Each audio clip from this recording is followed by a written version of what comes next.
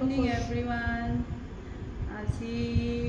ৰাতিৰ সাঁজত ইলিছ মাছ বনাবলৈ ওলাইছিল চ' তাৰ ৰেচিপিটো দি আছোঁ আপোনালোকে চাই ল'ব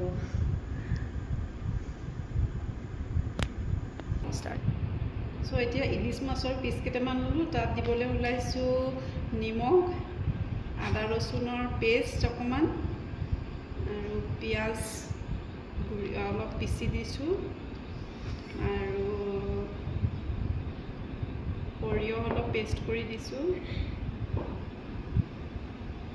এইখিনি সানি পেলাই তাৰ ওপৰত অলপ মিঠাতেল দি দিম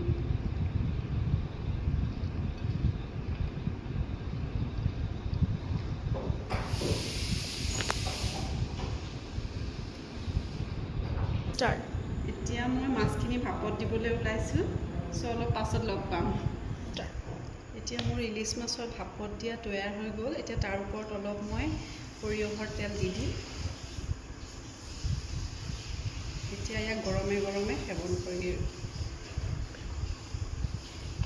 ভাল লাগিব ধন্যবাদ